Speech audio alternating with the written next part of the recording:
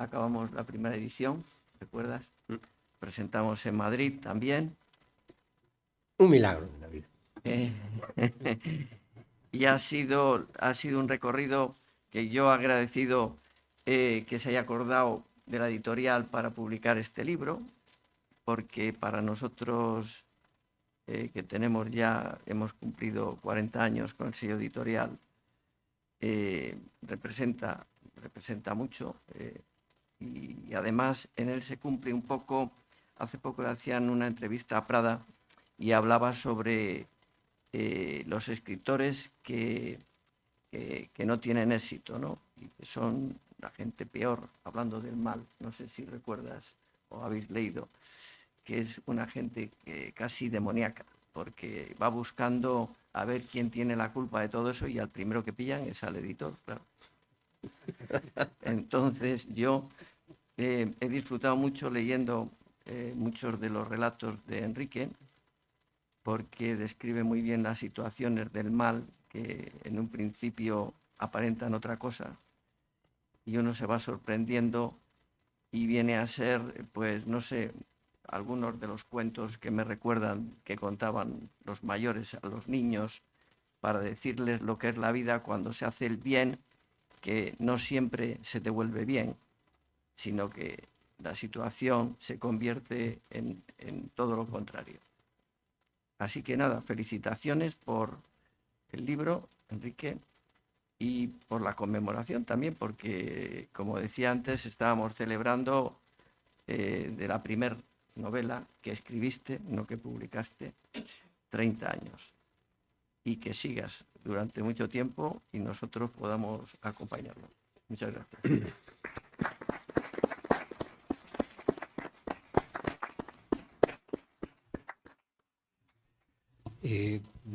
Pues intervengo yo ahora. Voy a decir unas palabras sobre este libro y sobre el autor. La verdad es que me repetiré. ¿Qué remedio? Tengo que decir cosas que quizá ya se han dicho y otras a lo mejor no se han dicho, pero quisiera aportar mi valoración, no tanto para el éxito o no de la obra de Enrique y del propio autor. Yo sin embargo, creo que no aparezca en antologías, que no aparezca citado, que no aparezca reconocido en historias de la literatura, a mí eso, claro, me preocupa, pero no es, a mi juicio, lo más importante. Creo, sin embargo, que la obra de Enrique se ha leído, que se ha leído mucho y que tiene, como ustedes mismos lo demuestran, un grupo de lectores fieles y que además han seguido su obra a lo largo de mucho tiempo. Bueno, yo les agradezco su presencia y agradezco a los responsables del acto la invitación para estar aquí hoy presente. El otro día tuve que presentar yo a una persona en un acto académico y le pregunté antes de presentarla, digo, ¿qué quieres que diga de ti? Me dice que nos conocemos desde hace mucho tiempo. A mí me pareció, y luego yo se lo conté a Enrique. Y dice, bueno, pues a mí también me conoces desde hace mucho tiempo. Entonces yo estoy aquí porque lo conozco desde hace mucho tiempo y lo leo desde hace mucho tiempo. Y he seguido su obra en algunas ocasiones, incluso la he presentado. Yo coincido plenamente en lo que dice Tono. Sin embargo, cuando se habla de la literatura de Enrique, muchas veces se habla, en este caso, claro, el pequeño mal o el mal, se le da como una especie de enfoque confesional que no voy a decir que sea ajeno, porque es intrínseco a su literatura, pero el darle quizá, el poner esto en primer plano y darle una importancia que a mi juicio la tiene, pero es que hay muchas otras cosas. Por ejemplo, la literatura vanguardista a lo mejor es ajena a Enrique Álvarez, pero no del todo. Incluso se ha mencionado el nombre de Benet. En Dejar a Felicia la toponimia es venetiana, porque van a Macerta. O sea que, a ver, de Benet hemos hablado mucho. Eres el único que lo ha visto. No me fastidies, no te creo. Que sí. Pero bueno. ¿Por qué y cuál es, cuando se habla de esto que Tono ha explicado muy bien, a mí me parece que en efecto todo eso, sin dejar de ser verdad, pone en un segundo plano el hecho de que fundamentalmente la literatura de Enrique Álvarez es literatura. Es literatura que bebe en las fuentes clásicas de la narrativa del siglo XIX, fundamentalmente. También del XX, pero fundamentalmente del siglo XIX, es decir, de la edad de oro de la narrativa. Estoy hablando indistintamente de las novelas y de los cuentos. Más en las novelas, esto se ve más en las novelas quizá que en los cuentos, porque el cuento es un género un género literario que casi pertenece como a otro planeta. No es una novela, la novela, en fin, cualquiera puede escribir una novela, es una broma, no cualquiera. Pero una novela, digamos, que exige a lo mejor unos planteamientos que no tiene el cuentista. Piensen ustedes en un novelista que hace una novela cada 6 meses, escribe una novela cada 6 meses, y piensen ustedes en la obra de Borges, que es sobre todo escribe relato breve, cuentos, y a lo mejor algunos ocupan media página. Eso requiere una concentración, una condensación, una claridad de objetivos y un pensamiento que se oriente a algo muy concreto y que tiene, si me permiten, yo no sé si la comparación acertada es entre el género de la novela y la poesía, pero sí dentro de la poesía lo que es la poesía épica y la poesía lírica. Entonces, el género, el cuento, tiene esa inmediatez, esa eficacia, esa condensación, esa capacidad para captar. Y esa magia la tiene Enrique. Es decir, ese poder de seducirnos con un planteamiento que tiene mucho que ver con lo que dice Tono, que es el mal. Pero claro, yo diría, bueno, ¿qué es el mal, por ejemplo, en esta colección de relatos? Y casi tendría que decir, el mal es todo. Porque no es solo el mal, sino que es más bien cómo somos nosotros cuando salimos por esa puerta, cruzamos y nos encontramos en la calle y nos encontramos con las personas y con la gente que nos rodea.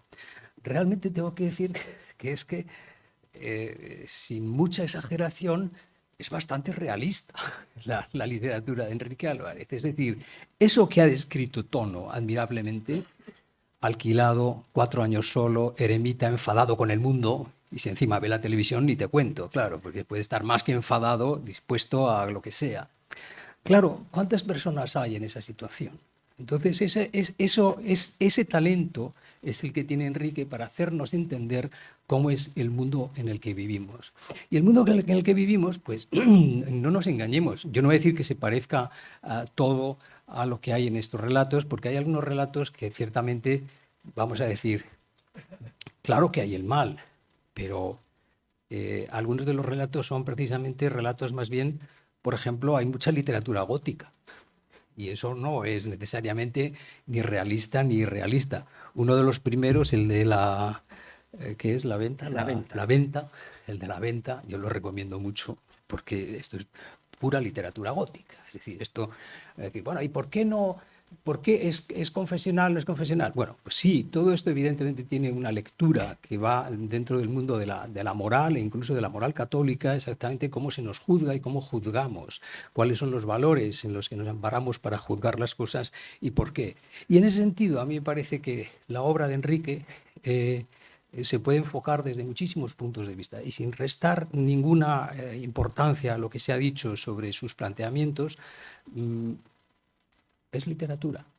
Es decir, cuando abrimos un libro de Enrique Álvarez, sabemos que es el de una persona que se ha entregado por la mañana a sus deberes como administrador en el ayuntamiento y después de salir de sus horas de trabajo en el ayuntamiento, resulta que escribe. Lo que además es casi, podríamos decir, un esquema clásico de escritor español, siglo XIX, el siglo XX. ¿Cuántos escritores no han sido escritores que empezaban, que hacían su trabajo? Se ha mencionado el nombre de Kafka, pero Faulkner, hasta que fue Faulkner, pues también tenía que trabajar pues, en una gasolinera o donde le tocaba. Es decir, que eran personas que tenían algo que, como yo soy de los más veteranos amigos de Enrique, puedo dar testimonio de ello, que es una vocación inquebrantable de proyección artística de sus pensamientos, ilusiones, deseos, reflexiones, literatura leída y muy bien leída. Entonces, yo no voy a decirles nada más que sobre la obra, porque para mí la obra tiene una pequeña dificultad para presentarla, y es que presentar un libro de relatos es muy difícil. Si fuera una novela, todos nos entenderíamos. Con tal de no contarles el final, pues no habría ningún problema. En un libro de relatos es siempre muy difícil, y ya Aristóteles decía que a veces explicar una cosa con orden es mucho más difícil que explicarla por aquel punto en el que sea más sencillo y más explicable.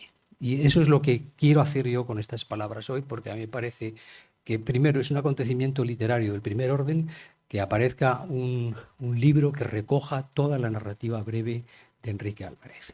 En segundo lugar, yo les voy a dejar, ya que Tono les ha leído un párrafo, yo les voy a leer otro, que a mí parece que da otra idea, el mío es más breve, otra idea de la densidad de su pensamiento, y sobre esto quiero hacer un pequeño comentario que yo creo que es extensible al conjunto de la obra. El relato pertenece, yo creo, que a Dejar a Felicia. Es sí. Creo que es este, pero ahora me lo dirá el autor. Como lo tengo al lado, pues no puedo equivocarme. Nada le repugnaba tanto como el patetismo en cualquiera de sus formas, en especial la de quien, incapaz de aceptar un mal sin remedio, se aferra a una esperanza ridícula. Yo quiero decir que esto a mí me parece que es un retrato nuestro, es decir, un retrato de nuestra sociedad. Y voy a decir algo más sobre la literatura. La literatura, esto lo han dicho todos los críticos, desde hace 50 años, digamos que ha disminuido su esfera de influencia. La literatura no es lo que era, tiene muchos competidores. Las redes sociales, los videojuegos, en fin, hay una serie de elementos que nos distraen de la literatura, que ya no hacen que la literatura sea el modo de entretenimiento culto hegemónico entre las clases medias y las clases elevadas. Es decir, esto es... Sin embargo, yo vuelvo a esta frase, porque esta frase me parece que también nos define y nos retrata. Es decir, que lo del patetismo es una cosa a la que el autor es muy sensible. Es decir, si leen este libro de cuentos, ya notarán ustedes que cuando hay una situación que a él le parece patética, se echa hacia atrás. Dice, esto no puede ser. Es decir, esta efusión de emociones mal digeridas, mal presentadas, eso no es conveniente, eso no es literatura. Es decir, hay una contención en su prosa, yo creo que lo ha señalado Tono también, que es, desde el punto de vista literario, dejar al lector toda la responsabilidad de su lectura. Y en eso realmente yo creo que Enrique es un maestro. Pero a mí me parece que esto de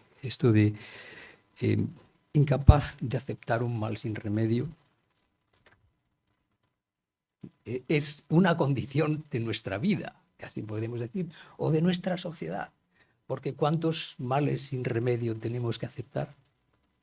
Y en fin, esto lo dejo a la conciencia de cada uno de quienes me escuchan, porque me parece interesante. Dice, se aferra a una esperanza ridícula.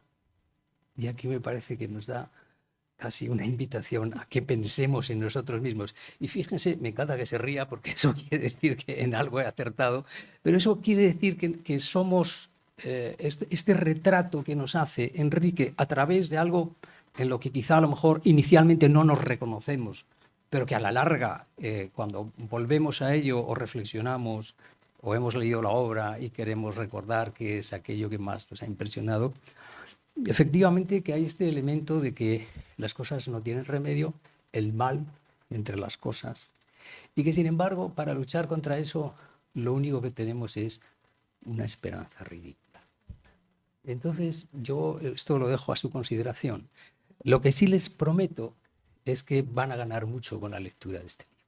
Es un libro que realmente no les va a dejar indiferentes, porque tiene lo que yo diría que es entrar en los tesoros de la literatura y volver de estos tesoros con las manos llenas y dispuesto a entregárnoslos a nosotros como lectores. Y por tanto vamos a sacar de la lectura de esta obra, primero, lo que a mí me parece que es a todas luces un retrato de esta sociedad en la que vivimos y en la que ha reflexionado sin pausa Enrique durante todos estos años que nos conocemos, 40, y que efectivamente él es de los que se han atrevido a ponerlo negro sobre blanco y nos lo ha contado. Y aquí ya no solamente podemos ver sus preocupaciones, esas preocupaciones de las que yo le hablaba, sino que creo que hay un retrato moral de la sociedad, de nosotros, de Santander, de España, de un tiempo, de nuestro tiempo.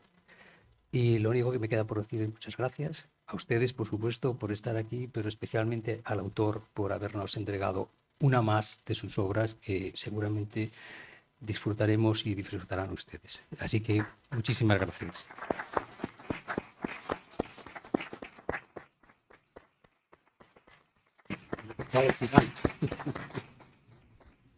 Bueno, pues muy buenas tardes. Para no decir tantas veces gracias, lo diré en esperanto. Dankon.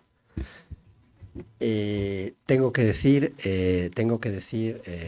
una alusión a las tres personas que me han precedido en el uso de la palabra.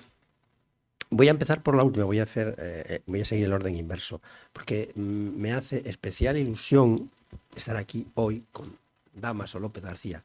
Quizá alguno de ustedes no lo conozca porque ya no vive en Santander, lleva años en que ahora quizá un poco más, pero lleva bastantes años como catedrático de la Universidad Complutense, vicerrector durante muchos años. Mi primer libro, no mi primer libro de relatos, sino mi primer libro, 13 narraciones fantásticas, me lo presentó él en el mes de diciembre de 1981. Yo me acordaba, pero el historiador es tono. En el Museo Municipal de Bellas Artes. Un día terrible de viento sur y con 9 personas en el auditorio, de los cuales 6 eran compañeros de oficina y los otros 3 eran familiares o allegados míos. Ese fue mi primer libro.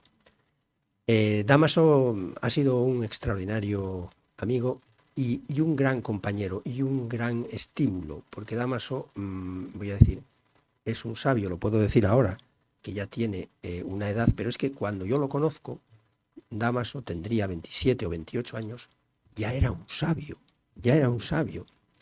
Yo lo conocí porque empezó a publicar críticas en el Diario Montañés, críticas de literatura, sobre todo de narrativa, en la época en que yo estaba en contra de todo, de las novelas que se publicaban, todas me parecían, casi todas, horribles, las críticas sobre esas novelas todavía más horribles, y de pronto en Santander un señor que se apellida, tiene unos apellidos más plebeyos casi que los míos, López García, escribe unas críticas fabulosas, y se lo dije al redactor jefe del Diario Montañés, el que coordinaba el suplemento de cultura, y le dije, oye, ¿quién es ese Dámaso? ¿Qué críticas más buenas hace? Y dice, se echó a reír con un vaso de whisky en la mano y me dijo, pues es que él opina lo mismo que tú, de ti, opina lo mismo que tú de ti. Y ahí empezó, y ahí José Ramón San Juan, muy recordado porque fue una persona muy querida por nosotros en el Diario Montañés. Bueno, hemos seguido mucho tiempo juntos hasta que él se marchó a Madrid. Hemos incluso vivido en la misma casa. Él vivía en el quinto y yo vivía en el primero. Y yo muchas tardes, al terminar la tarea, eso de las 8:30, cuando había terminado de escribir y él de leer o de hacer sus estudios, subía y teníamos un rato de tertulia en su casa. Entonces, esa es una experiencia para mí muy importante porque de verdad se lo digo, Dámaso sabe muchísimo de todo, pero especialmente de literatura. Y no solo de filología inglesa como catedrático que es y especialista en Joyce y en el grupo de Bloomsbury. Así que, Dámaso, muchas gracias. Creo que la mayoría de los cuentos ya los has leído, pero espero que los 4 o 5 inéditos que contiene este libro te complazcan un poco. Este libro, efectivamente, es una recopilación de mis cuentos, de todos mis cuentos. He excluido algunos que no he considerado ya dignos de publicarse o de reeditarse, pero también incluye algunas novedades. Algunos cuentos están retocados, mejorados, espero. Por eso me he permitido poner la nota de que esta es la edición, digamos, definitiva de mi narrativa breve. Con esto no quiero decir que tiren a la basura los libros que ya tienen míos, ni mucho menos, porque hay ediciones interesantes, pero mis cuentos están aquí. Respecto a José Luis Fernández Gándara, pues tengo que expresar la satisfacción de ver que después de una trayectoria tan larga está en plena forma como editor. Yo le debo la publicación precisamente de el que se ha considerado durante mucho tiempo mi mejor libro, El rostro oculto. No me había dado cuenta de que hace este año es el 30º aniversario de su publicación. Se presentó en abril de 1994. Antes me había publicado una novela corta, luego ha publicado varios libros míos. Nunca jamás me ha rechazado un libro. Algunas ediciones, como él ha confesado, han ido peor, otras han ido mejor. Pero yo me siento orgulloso de estar como escritor de Tantín, porque tiene un catálogo respetable, un catálogo verdaderamente considerable. Yo no creo que haya ninguna editorial en Cantabria que haya sobrevivido que pueda presumir de publicar lo que ha publicado y de tenerlo en muchos casos todavía en existencia. O sea que estoy, por tanto, orgulloso y agradecido. Y respecto a tono, pues siempre tengo, parecería que estoy entusiasmado con sus hipérboles. Las hipérboles me gustan mucho, pero en este caso yo creo que se ha pasado un poco y voy a tener que matizar. La verdad es que es una figura clave, lo he dicho muchas veces, de la cultura cántabra, más allá del cargo que desempeña ahora, más allá de su labor como poeta, historiador y crítico, porque es, digamos, es el centro de gravedad de la cultura de Santander. Porque está al corriente de todo, tiene una opinión muy crítica. A lo mejor ustedes se piensan que es un halagador, que es un covista. No, es un hombre muy crítico, Precisamente esa es la característica. Incluso a veces es un poco, como se suele decir, un poco gruñón o un poco cascarrabias, no solamente con las cosas que pasan en la vida cultural de la ciudad, sino con las cosas que se escriben o con las cosas que se publican. Entonces a mí me ha tocado una vez más ser objeto de esas ponderaciones tremendas, desmesuradas, y voy a aprovechar para no desmentir, pero sí perfilar alguna cosa. Yo ya no me siento a gusto en mi papel de escritor marginal o periférico, como preguntaba ayer Guillermo Balbona. No, porque me he dado cuenta de que la inmensa mayoría de los escritores, los que tienen éxito, los que no tienen éxito, se sienten agraviados, porque consideran que no tienen el reconocimiento que merecen. Hay una frase maravillosa de un tal Miguel de Cervantes, hablando de Góngora. Ustedes saben que Góngora, que está hoy considerado quizá con San Juan de la Cruz y Garcilaso de la Vega, el máximo poeta español, Góngora tenía un ego impresionante. Y Cervantes, que ya era Miguel de Cervantes, que ya había publicado el Quijote, yo no sé si en El viaje al Parnaso o en alguna otra obra, habla de Góngora, a quien sin duda admiraba. Cervantes admiraba a Góngora, y dice, no me atrevo a elogiarle porque temo que mis halagos le parezcan cortos. O sea, se sienta agraviado. Entonces, es que los escritores son así. Es que yo hablo con este, hablo con aquel. Es muy difícil encontrar a un escritor, incluso los que han publicado y han ganado hasta el premio Nadal, que sienten que no se les reconoce. No te digo nada si son mujeres. Si son mujeres, entonces, lo que pasa es que si son mujeres tienen una excusa. Es que como soy mujer yo no tengo esa suerte, no puedo alegarlo. Yo es verdad que no soy, más que el hecho de no figurar en esas antologías o en esos catálogos, porque no nos engañemos, tampoco hay tantos, así como de poetas, es una plaga de narradores, pues no.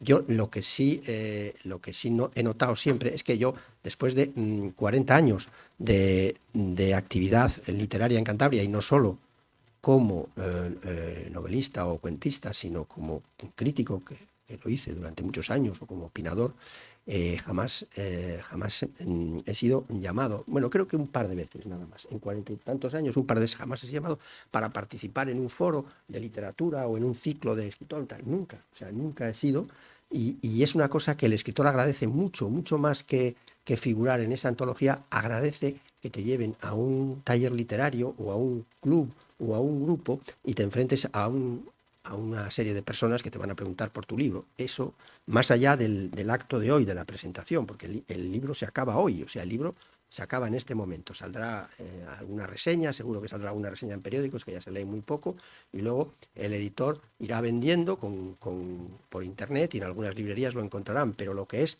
volver a enfrentarte a otro público, y mira que hay clubs de cultura y casas de cultura, en una provincia incluso pequeña como esta, en Laredo o en otras partes, o en la Biblioteca de Cantabria, para la que yo nunca he asistido. Esto sí me ha sorprendido más. Pero luego que yo no me hayan dado ningún reconocimiento, ya no me preocupa, no me gusta porque todos están en esa misma tesitura que me aburre. Ahora, si yo tengo que dar una razón más allá de las 4 que ha dado Tono, yo diré que yo he sido un poco dejado también, ¿eh? O sea, yo no soy el escritor que va a venderse a sí mismo, que da la matraca, que llama, que busca colocar su libro como sea en esta otra ciudad, y ahora voy a Oviedo, que tengo un amigo, y lo voy a vender allí, y voy a hacerme amigo de aquel crítico, de aquel otro escritor, para que hable de mí, No, yo no he hecho esa política, nunca la he hecho, y entonces, pues al final, por mucha calidad que tenga tu literatura, pues vas a seguir siendo pasto del olvido.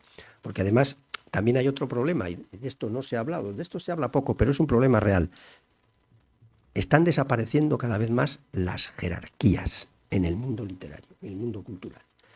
Hoy día publicas una novela y si tienes amistad con el periodista saldrás un poco más grande y un poco más pequeño. Pero a la hora de la verdad no está jerarquizado el mundo literario.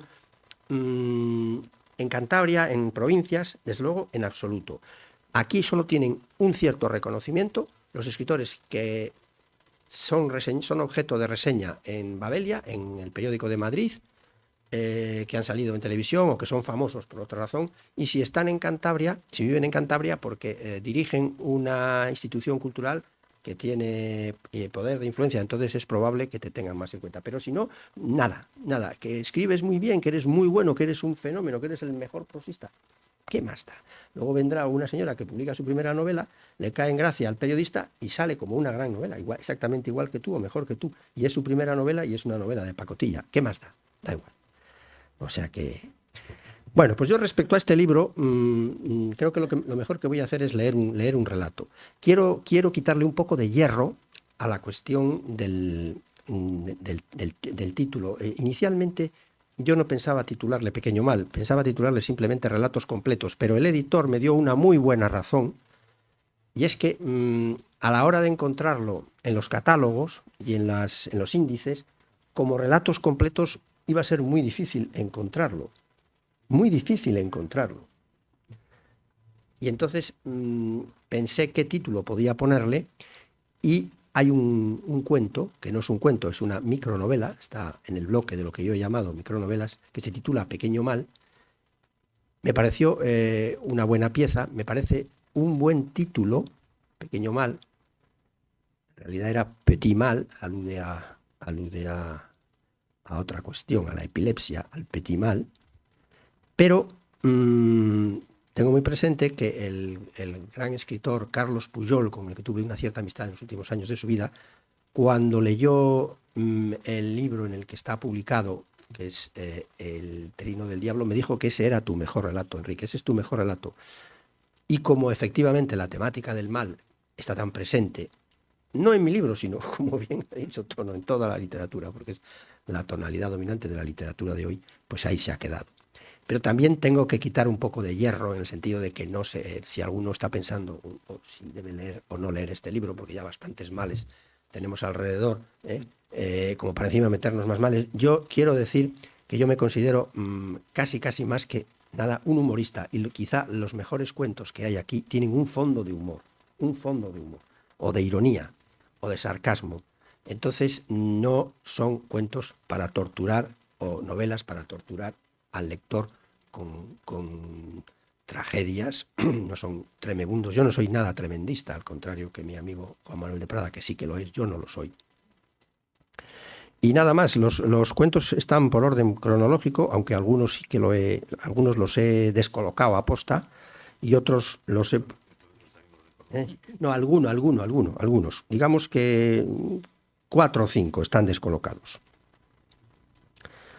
Voy a leerles un cuento que es más bien corto, y lo voy a leer por una razón, porque primero es muy legible, porque no todos mis cuentos. Me decía José Luis que leyera uno que se titula El trino del diablo, pero ese es no solamente bastante largo, sino que además requiere varias voces, hay diálogos, y en fin, yo no sabría, a no ser que hubiera contado con la participación de mi amiga Raquel Martín para hacer una representación del relato. Voy a leer uno que se titula La ley. En su momento, el propio Juan Manuel de Prada dijo que era un cuento perfecto. Y no se equivocó. Es un cuento perfecto. Perfecto. Se lo voy a leer. La ley. Y ya con esto yo termino. 35.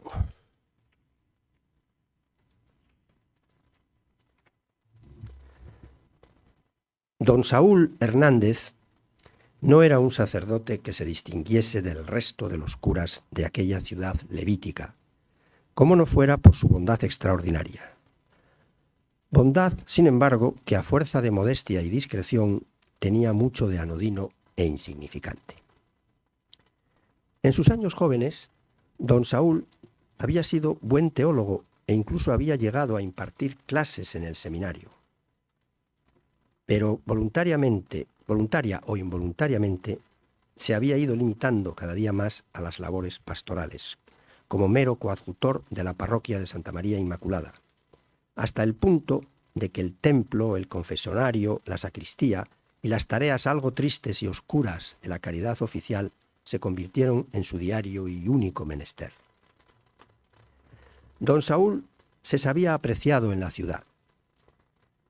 Sin embargo, tenía lucidez bastante para discernir que esa estima derivaba tan solo de la comodidad que su carácter dulce e inofensivo producía entre los parroquianos, y que no era, por tanto, un afecto poderoso ni influyente. Se sabía, en fin, un hombre sin carisma, aun cuando, humilde como era, jamás llegaba a resentirse por la insignificancia de su perfil social. Solo había una cosa que realmente molestase a don Saúl. Era el verse calificado de santo, cosa que no dejaba de ocurrir harto a menudo. Nada veía él tan ajeno a su verdadera condición como la santidad, y poco le aprovechaba saber que ese mismo rechazo era connatural a todos los santos, porque su caso nada tenía que ver con el de estos, que nunca dejaban de verse a sí mismos como pecadores, mientras que él se veía necesariamente como un hombre impecable. Y ahí estaba su cruz. Tal vez fueron sus estudios de psicología los que le abrieron los ojos a esta realidad. Desde su juventud había aprendido a autoanalizarse de tal manera que creía conocer el mecanismo que determinaba cada una de sus acciones, y ese mecanismo no era otro que el miedo y sus afines, miedo a Dios o a los hombres, vergüenza, pusilanimidad, escrúpulos, en definitiva, el producto de una conciencia tiránica, y nunca el deseo puro de hacer el bien por el bien. Así que don Saúl había dejado de sentirse libre y no podía presumir en modo alguno que sus continuas obras buenas tuviesen valor real, ni que sus virtudes fuesen otra cosa que la consecuencia de un carácter sumiso y débil. Incluso el mero hecho de amar y de cultivar sentimientos positivos le parecía provocado en última instancia por aquellos mismos condicionantes particulares que habían hecho de él una persona, interior y exteriormente, incapaz de cometer la menor falta. Don Saúl estaba ya harto de acusarse ante don Miguel Zamora, con quien regularmente se confesaba una vez al mes, de pecados muy difusos, de omisión y de actitud, o de tibiezas y dudas en el credo. Se mirase como se mirase, eso no era nada. Y don Miguel solía incitarlo, con una convicción rayana en el desprecio, a que se olvidase de tales imperfecciones, que en absoluto podían ofender a Dios, y a que no perdiese más tiempo en estrujarse la conciencia en buscar culpas mínimas o delitos inconsistentes. Sufría mucho don Saúl por esa causa, sufría hasta la obsesión, y si bien en ocasiones le consolaba el saberse preservado de toda vanidad, finalmente había acabado convirtiéndose para él en un auténtico suplicio. Se veía como una simple máquina de servir y de obedecer, y no hallaba el menor descanso en la certeza del deber cumplido, ni podía admitir que el problema fuese común al resto de los mortales. Estaba seguro de que la libertad moral que a él se le negaba era un hecho real en muchos hombres que él conocía de cerca, hombres y mujeres, mayores y jóvenes, capaces de hacer hoy el bien y mañana el mal, y a los que casi había llegado a envidiar. Por lo demás, tampoco era la suya una consideración filosófica. Poco inclinado a las generalizaciones ni a las teorías, don Saúl pensaba que en el mundo había de todo, y percibía como un hecho constante de su experiencia que en la escala del albedrío humano, de 0 a 10, él ocupaba el grado ínfimo.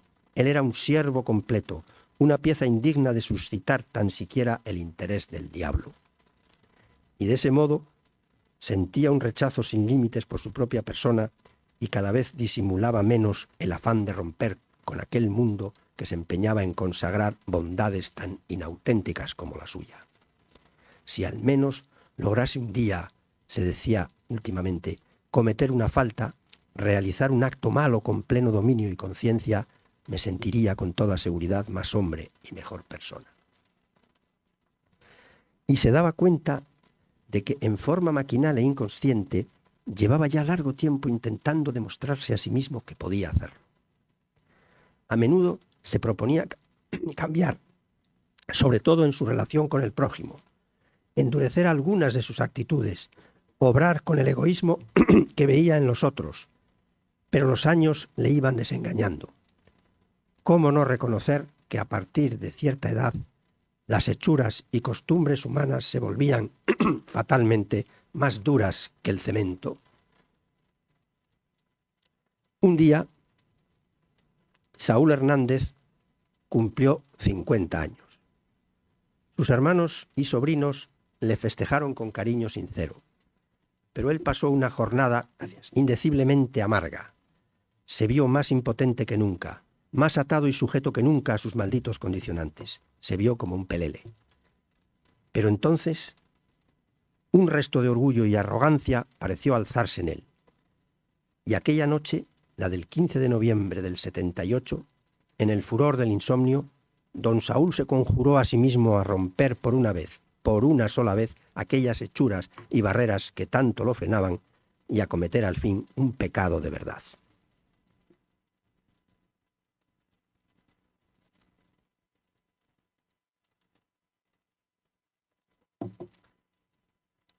Al principio pensó en un pecado pequeño, algo que aun siendo objetiva y nítida transgresión a uno cualquiera de los mandamientos de la ley de Dios, careciese de gravedad. Y así pensó en distintas infracciones de poca monta que jamás había podido cometer: emborracharse a solas una noche, detraer 100 o 200 pesetas de Cáritas, patear a Kira, la perra traviesa y destrozona de su sobrina Adela. De hecho, perpetró lo segundo, pero después de retener durante unos días las 2 monedas de 100, acabó por devolverlas a la caja, porque al cabo no pudo con el absurdo de arrojarlas al váter o gastárselas en unos calcetines innecesarios. Se dio cuenta de que su objetivo no era cualquier clase de falta, sino que se trataba precisamente de cometer un pecado mortal, a ser posible uno de los pecados clásicos o comunes, y desde luego del ámbito más íntimo, porque lo que jamás podría permitirse era el menor escándalo. Lo más natural podría ser una masturbación, pero él nunca había tenido ese vicio y temió hallarlo demasiado cómodo e inocuo, pese a cuanto decían los viejos moralistas, y quedar luego preso de él. Menos arriesgada sería una blasfemia, alguna palabra soez que nadie pudiera oír, contra Dios o alguno de sus santos mayores, impensable decirla contra la Virgen. De hecho, se cagó en San Pedro, y aún profirió diversos insultos, zorra, farsante, a Santa Teresa, pero le pareció que los aludidos, más que ofenderse, se reían de él, y no quiso ni imaginar las carcajadas que don Miguel soltaría en el confesonario cuando fuera a contarle la ocurrencia. Una blasfemia tenía que ser en serio, lengua y mente en conjunción, y él jamás ensuciaría su lengua injuriando el nombre de Dios, porque era evidente que él mismo quedaría entonces sucio para el resto de su vida. Trató al menos de escribirla, redactar alguna frase impía de las muchas que podían ocurrírsele a un hombre versado como él en los desastres del mundo. Lo hizo, copió en un cuaderno diversos denuestos e improperios contra el Creador, ocurrencias vulgares de hombre agobiado por la infelicidad, por el hecho mismo, pero el hecho mismo de no ser capaces de conservarlas ni un día, y aún menos de atreverse a hacerlas circular por la ciudad, siquiera en forma anónima, el hecho de irlas rasgando y echando a la basura una tras otra a las pocas horas de haberlas escrito, le persuadió de que tampoco aquello era pecado ni cosa que lo valiese. El pecado, para que fuera tal, había de implicar un daño al prójimo, y no podía tratarse de una acción absurda o inmotivada, sino que había de nacer de cierta inclinación propia. Una maldad, no un disparate ni un acto que fuese atribuible a trastorno psíquico. Descartó por ello todo lo que implicara una agresión verbal o de otra naturaleza contra familiares, vecinos o feligreses, porque el hombre que siempre había sido benigno y manso con todo el mundo no podía mostrarse de repente agresivo sin estar siendo víctima de algún tipo de enajenación mental. Se le ocurrió al fin una idea que al punto le pareció muy hacedera: enviar una serie de cartas anónimas a las personas más depravadas de la ciudad con amenazas de muerte.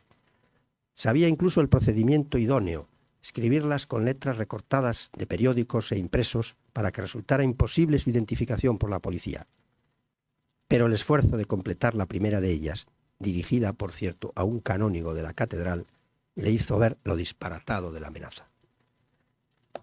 Se limitó entonces a elaborar anónimos insultantes y hasta se dejó llevar por una indignación muy sincera contra los caciques y explotadores más conocidos de la provincia, a los que él mandaba de buena gana al infierno.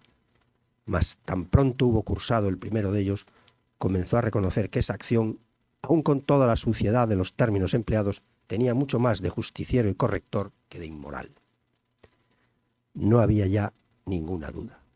Debía intentarlo con el pecado más natural en un hombre: la fornicación. Todo un clásico.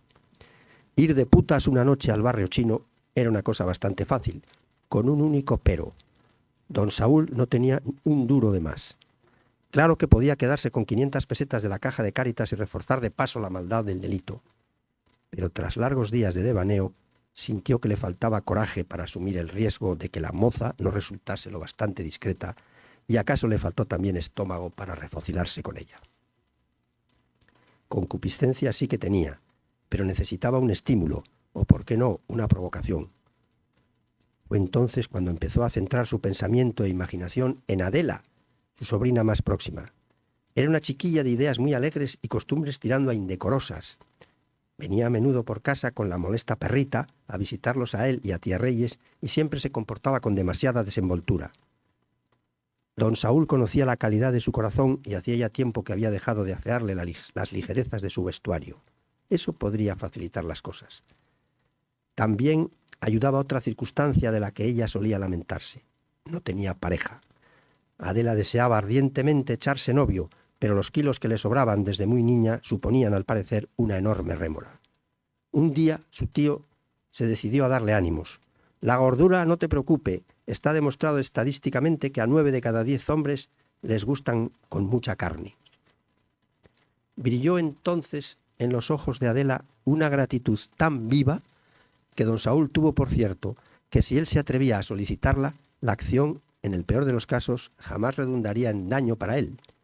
Era pues el momento de lograr su objetivo.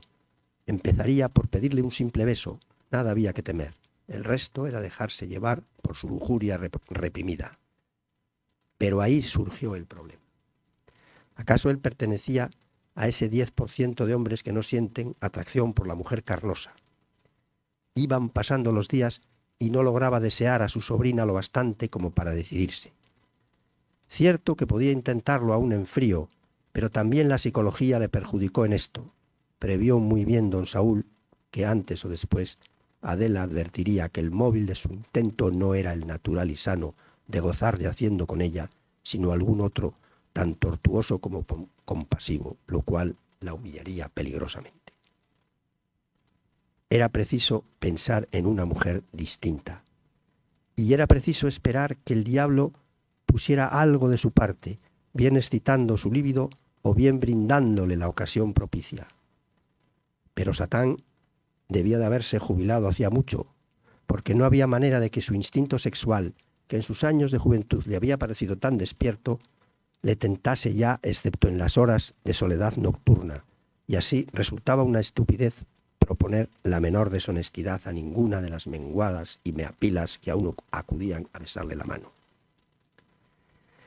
Creció en exceso la desolación de don Saúl, y llegaron los días en que se creyó del todo maduro o resentido, llamado a cometer alguno de los dos grandes delitos en que solo un sacerdote puede incurrir: la profanación de la Eucaristía o el quebrantamiento del secreto de confesión. No perjudicaba naturalmente a nadie que él guardase una hostia consagrada y se la diese a Kira, la dichosa perra, a modo de tranquilizante, o que gratificara a tía Reyes, últimamente tan decaída, revelándole, por ejemplo, que ese vecinito tan déspota y antipático siempre, Alfonso, era un sodomita desdichadísimo, con inútiles raptos de conversión y arrepentimiento. Pero no solo no tuvo agallas para llevar a cabo ninguno de los dos sacrilegios, sino que ni siquiera osó tranquilizar a don Miguel Zamora, que alarmado ante las señales de su melancolía, se obstinaba cada vez más en aconsejarle una visita al médico, contándole la piadosa mentira de que no se sentía del todo mal y de que únicamente sufría por la falta de vocaciones y otros males de la Iglesia y del mundo. La verdad era que don Saúl estaba desesperado. No era que el diablo guardase silencio ni que despreciase a ese pobre cura, era que el diablo no existía, como tampoco los ángeles, ni nada que pudiera tenerse por espiritual en un sentido genuino. Solo existían las leyes de la materia, y dentro de ella las leyes del cerebro y de la conducta humana, leyes ineludibles que el hombre apenas alcanzaba a conocer y aún menos a dominar, leyes que a él le habían impuesto ser un tipo dócil e inocuo, igual que a otro le imponían ser un depravado o un psicópata. No había, pues, alma, no había mérito ni culpa, ni por consiguiente cielo ni infierno.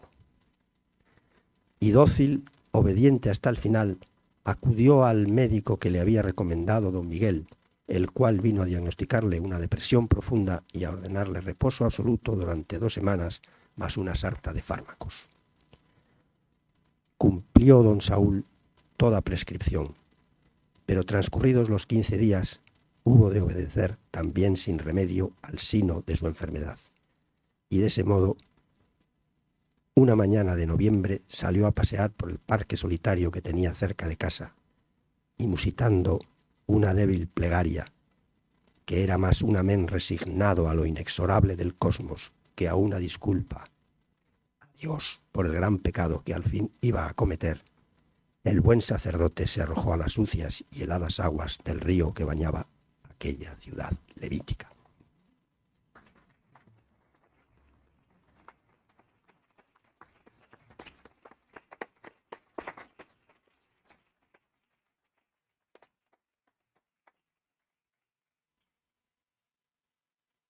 Bueno, a continuación, si alguna persona quiere hacer alguna pregunta, tenemos unos minutos todavía. Y que felicidades por la presentación y por tus relatos completos. Esto es una ocasión enorme, ¿eh?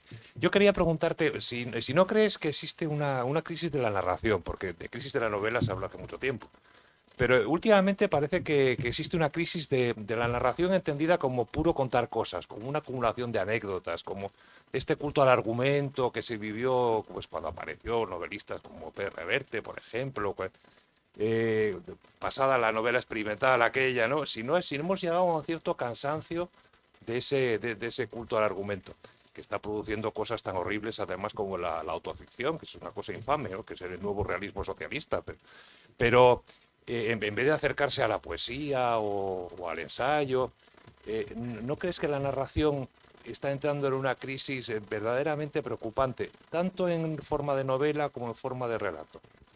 Sí, la novela hoy día se ha convertido, escribir una novela es escribir un reportaje novelado de un hecho histórico o de un hecho actual, investigas, te documentas, y hoy ya cualquiera escribe una novela, o sea, las novelas solo son eso, escribir, montar una trama de novela inventada, aunque tenga mucho que ver con el mundo presente, o sea, inventar la ficción, esto está en decadencia, está en desuso. Por eso yo me siento un bicho raro, y eso es lo que me ha faltado por decir, que yo en realidad soy un escritor del pasado, es decir, mis valores narrativos no son los que están en boga. Alguna vez, en el caso de la novela de Garabandal, pues yo investigué, me documenté y escribí una novela. Curiosamente, quizás ha sido de todas mis novelas la que mejor ha funcionado, pero creo que no fue porque se tratara de un hecho histórico, sino por las especiales características del tema.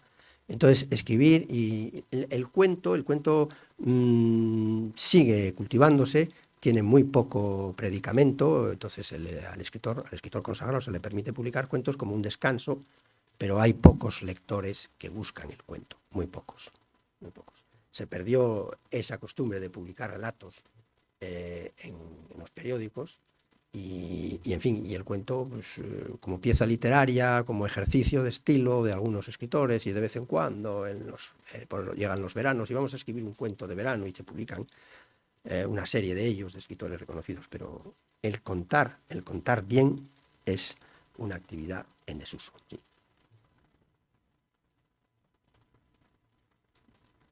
¿Alguna pregunta más?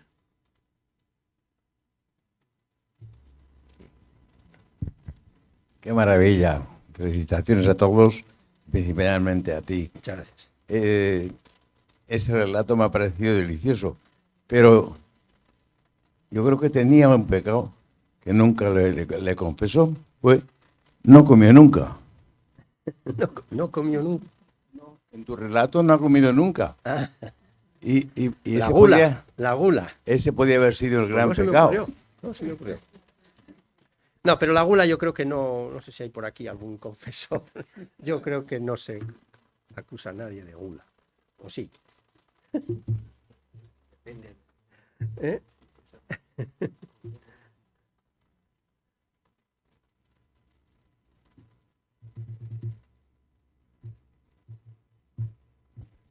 Pues Enrique, felicidades. Toda una sorpresa para mí porque no sabía que eras escritor. Te conocí hace unos años y dentro de esa humildad podemos Estás llamarle, ratificando las palabras de... no me dijiste que eras escritor.